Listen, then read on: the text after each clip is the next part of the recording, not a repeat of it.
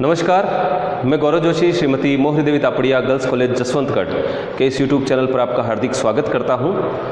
आज से हम नया चैप्टर शुरू करने जा रहे हैं जिसका नाम है सांख्यिकीय माध्य।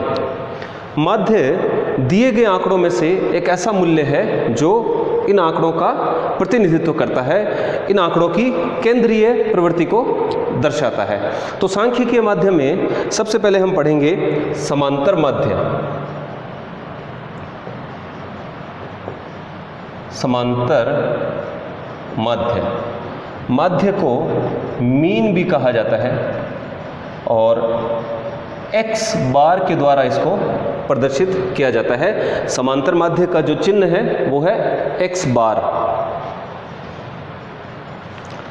तो समांतर माध्य ज्ञात करने के लिए अगर आंकड़ों की व्यक्तिगत श्रेणी दी गई हो, अगर व्यक्तिगत श्रेणी है, इंडिविजुअल सीरीज दी गई है,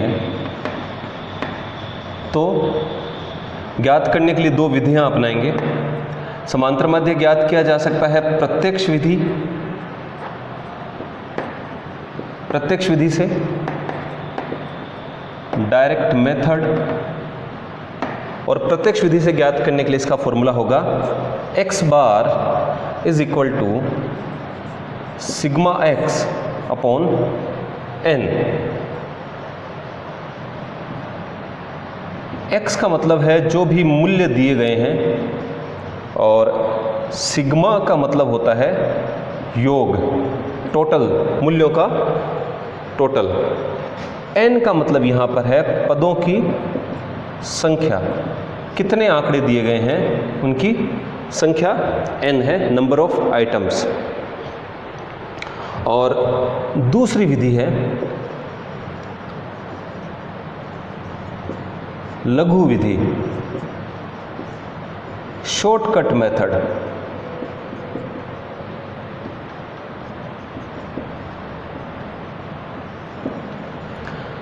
शॉर्टकट मेथड का फॉर्मूला है x bar is equal to sigma dx upon n। x का मतलब है यहाँ पर मूल्य और dx यहाँ पर है x माइनस a। तो जब शॉर्टकट मेथड से समांतर माध्य ज्ञात किया जाता है तो पहले एक कल्पित माध्य मान लिया जाता है, अज्यूम्ड मीन, जिसको a के द्वारा रिप्रेजेंट किया जाता है, और फिर दिए गए मूल्यों में से उस कल्पित माध्य को घटाकर विचरण, डेविएशन ज्ञात कर लिया जाता है उन मूल्यों का, जिसको dx कहा जाता है। और n यहाँ पर है नंबर ऑफ आइटम्स, पदों की संख्या। तो यहाँ पर हमने दो क्वेश्चन लिए हैं। पहला क्वेश्चन है जो जिसमें व्यक्तिगत श्रेणी है। तो व्यक्तिगत श्रेणी अगर दी गई हो क्वेश्चन में तो हम समांतर माध्य कैसे ज्ञात करते हैं, और दोनों विधियों का प्रयोग करके हम देखेंगे कि समांतर माध्य पहले क्वेश्चन में कैसे ज्ञात किया जाएगा।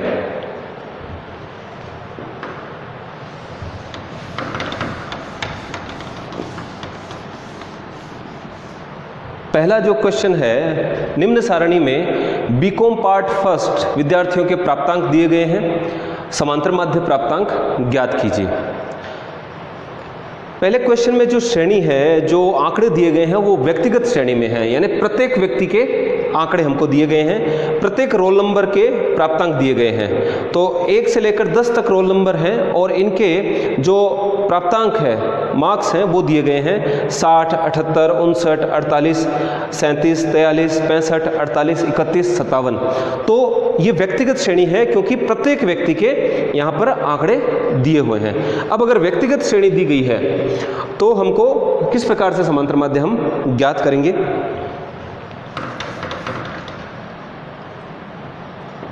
Calculation of mean.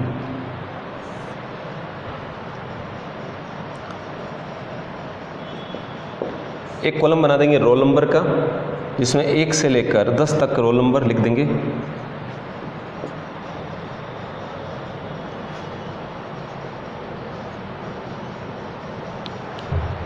और दूसरे कॉलम में हम लिखेंगे मार्क्स। और ये जो मार्क्स है ये है मूल्य x 60, 78, 59, 48, 37, 43, 65, 48, 31 और 57। तो ये प्रत्येक विद्यार्थी ने जो अंक प्राप्त किए हैं वो हमने यहाँ पर लिखे और ये x कहलाएंगे। तो व्यक्तिगत श्रेणी दी गई है, और अगर डायरेक्ट मेथड से हमको ज्ञात करना हो समांतर माध्य, तो डायरेक्ट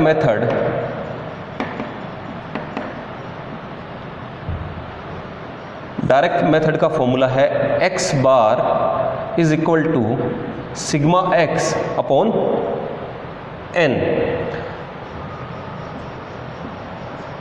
तो सिग्मा x का मतलब मूल्यों का योग, तो x का टोटल करेंगे और x जो दिया गया है उनका टोटल कहलाएगा सिग्मा x। इन सभी संख्याओं का हम टोटल करेंगे, जो प्राप्तांक दिए गए हैं उनका 60, 78, 59, 48, 37, 43, 65, 48, 31 प्लस 57। तो दिए गए मूल्यों का प्राप्तांकों का योग है 526। तो सिग्मा x है 526 और n यहाँ पर है पदों की संख्या। तो यहाँ पर n है 10 पद, 10 आइटम्स दिए गए हैं। 10 विद्यार्थियों के रोल नंबर के हिसाब से इनके प्राप्तांक दिए गए हैं। तो यहाँ पर n है 10, तो समांतर माध्य होगा 52.60। तो जो औसत प्राप्तांक है समांतर माध्य, सरल शब्दों में कहें तो समांतर माध्य एक प्रकार से औसत है। तो ये जो 10 विद्यार्थी हैं, 10 विद्यार्थियों ने जो मार्क्स, जो प्राप्तांक प्राप्त किए हैं, उनका अगर औसत देखें तो प्रत्येक विद्यार्थी ने औसतन 52.60 प्राप्तांक प्राप्त किए हैं। तो ये तो था समांतर माध्य, हमने प्रत्यक्ष विधि से ज्ञात किया। अब अगर समांतर माध्य जब व्यक्तिगत श्रेणी दी गई हो तो शॉर्टकट मेथड से कैसे ज्ञात करते हैं वो हम ज्ञात करके देखेंगे।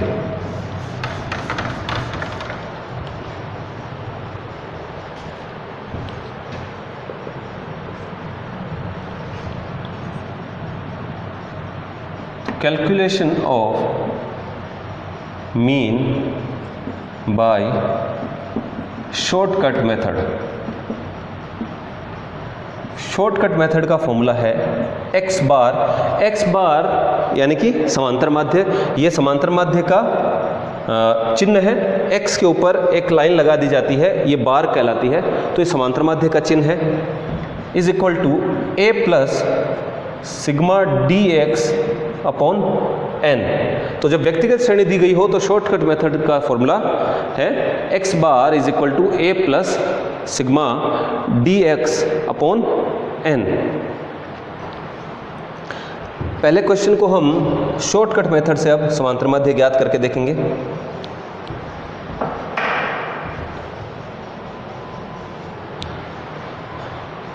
तो अब हमको dx ज्ञात करना है, और dx यानी कि मूल्यों का विचलन x माइनस a, और a होता है एक कल्पित माध्य, अज्यूम्ड मीन। हमको एक जो मूल्य दिए गए हैं इनमें से कोई एक संख्या माध्य के रूप में माननी होती है, कल्पित रूप से लेनी होती है, कल्पना करनी होती है। तो हम इन मूल्यों में से किसी भी मूल्य को हम a मान सकते हैं।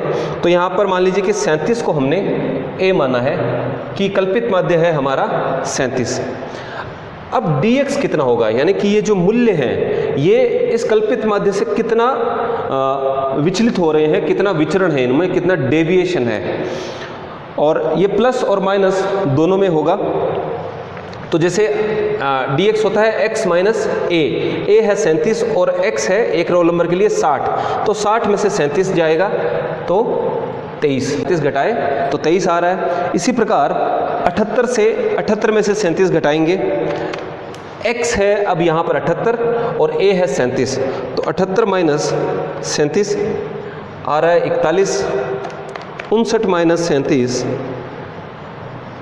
22, 48 माइनस 37 11 और 37 माइनस 37 0, 43 माइनस 37 6,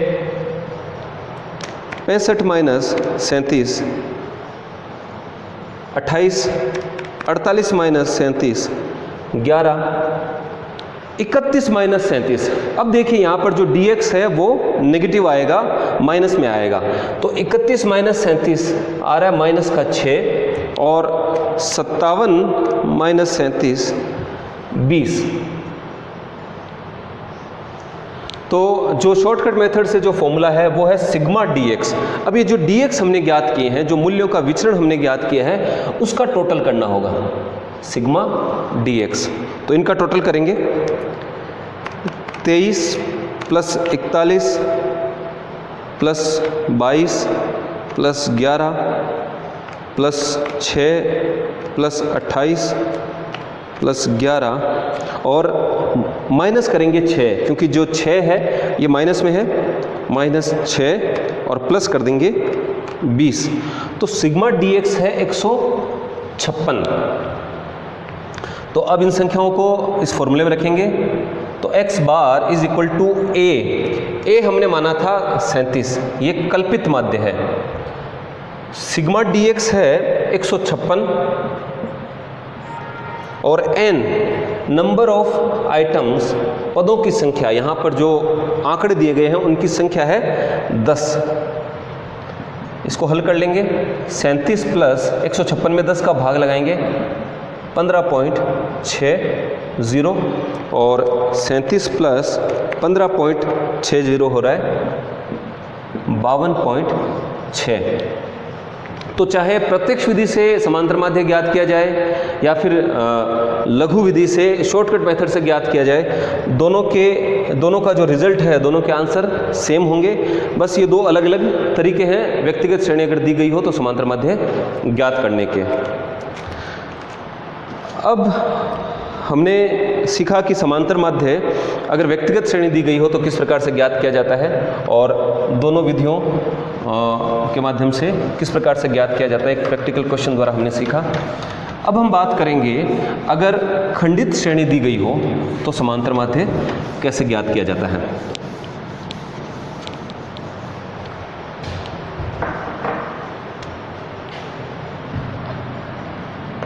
अगर खंडित श्रेणी दी गई हो,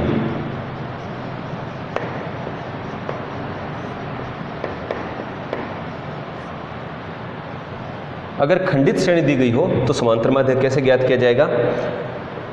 तो पहली विधि है प्रत्यक्ष विधि,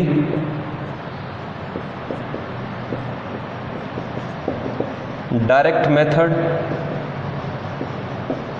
फॉर्मूला होगा x bar is equal to sigma fx upon n।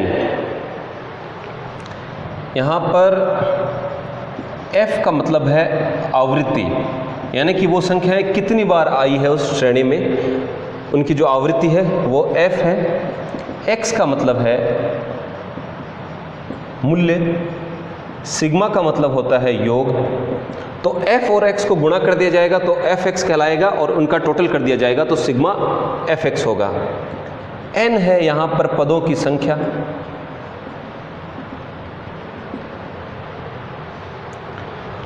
और दूसरी पद्धति है लघु विधि। अगर खंडित श्रेणी दी गई हो तो प्रत्यक्ष विधि से समांतर माध्य ज्ञात करने का फॉर्मूला है x bar is equal to sigma fx upon n, और लघु विधि यानी कि शॉर्टकट मेथड, शॉर्टकट मेथड से ज्ञात किया जाएगा x bar is equal to a plus sigma f dx upon n। तो जो मूल्य हैं, मूल्यों का विचरण ज्ञात कर लिया जाएगा, dx ज्ञात कर लिया जाएगा और फिर उसको आवृत्ति से गुणा करके f dx ज्ञात किया जाएगा और फिर f dx का टोटल कर लिया जाएगा जो सिग्मा f dx कहलाएगा और उसमें फिर पदों की संख्या देकर और जो कल्पित माध्य हमने माना है उससे उसमें जोड़ दिया जाएगा। तो इस प्रकार से अगर खंडित श्रेणी दी गई हो तो भी ये दो विधियों के द्वारा हम समांतर माध्य ज्ञात कर सकते हैं और दोनों विधियों का जो परिणाम है वो भी समान होगा। पांचवा क्वेश्चन हमने यहाँ पर लिया है और इस पांचवें क्वेश्चन में एक खंडित श्रेणी दी गई है। पांचवा क्वेश्चन है समांतर माध्य ज्ञात कीजिए और माप दिए गए हैं, किसी भी वस्तु की साइज दी गई है। तो साइज है 11, 10, 9, 8, 7, 6, 5, 4, ये अलग अलग साइजें हैं किसी वस्तु की और ये साइज वाले जो आवृत्तियां हैं वो दी गई है 5, 7, 9, 11, 8, 10, 2, 3, 1, यानी कि जो 11 साइज है वो 5 बार है, 5 बार आई है, 5 बार आवृत्ति हुई है उसकी 11 साइज की, 10 साइज की आवृत्ति हुई है 7 बार, 9 साइज की आवृत्ति हुई है 9 बार, 8 साइज की आवृत्ति हुई है 11 बार। तो इस प्रकार से हमको एक खंडित श्रेणी दी गई है। x को हमने टुकड़ों में बांटा है तो यहाँ पर जो साइज है वो मूल्य होंगे, चर होंगे। तो इसको सॉल्व करके देखते हैं दोनों विधियों से।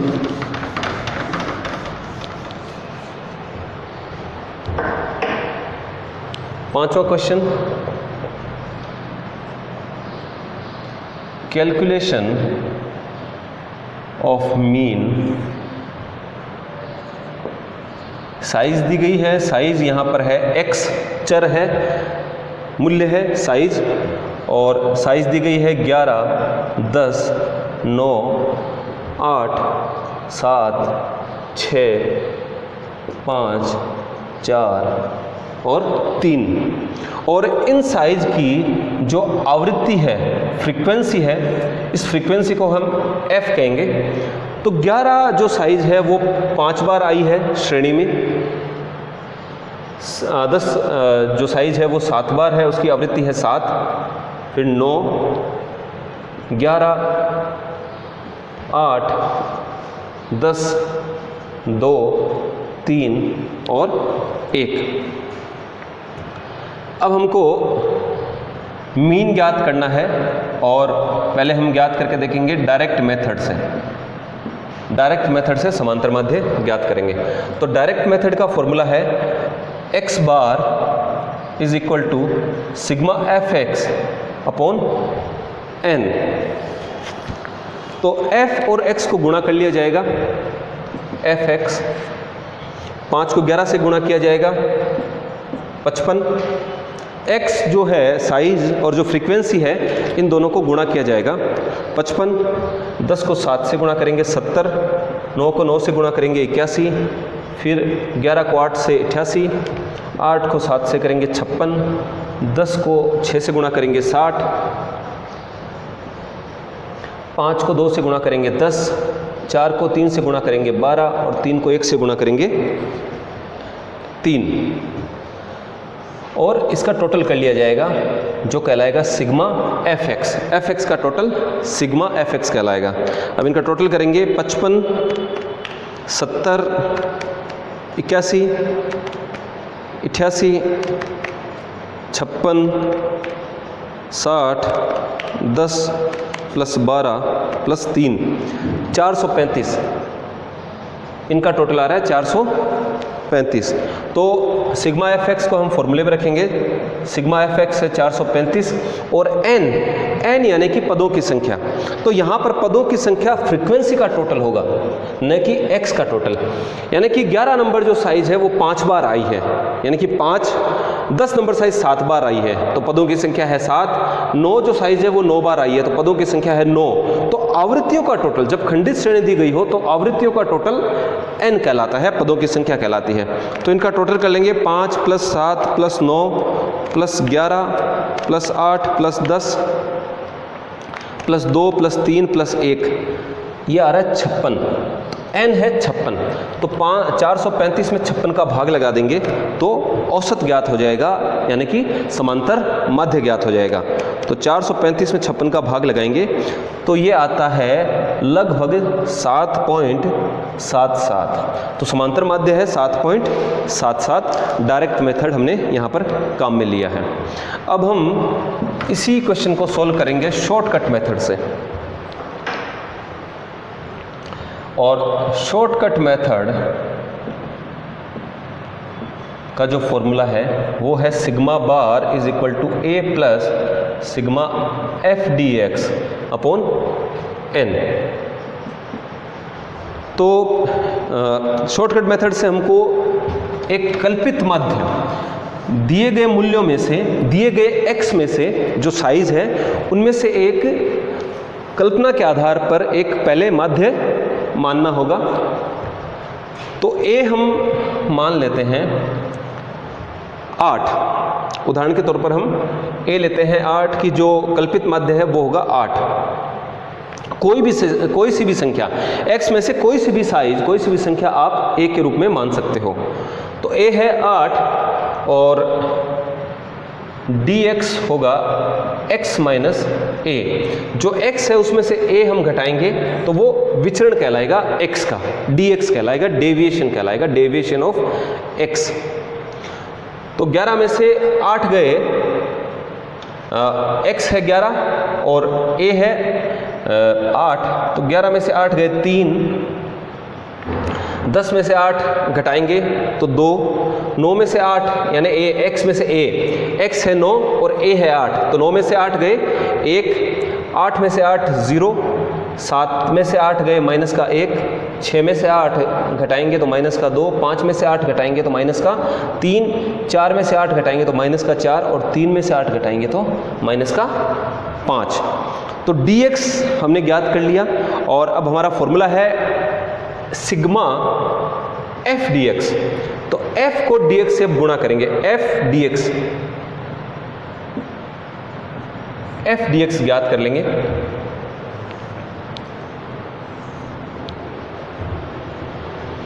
तो f dx है 15, 5 और 3, f और dx को गुणा किया, फिर 7 और 2 को गुणा किया 14, 9, 0, माइनस का 8, माइनस का 20, माइनस का 6, माइनस का 12 और माइनस का 5। अभी जो f dx है इसका टोटल कर लेंगे, सिग्मा f dx, इनका हम टोटल करेंगे।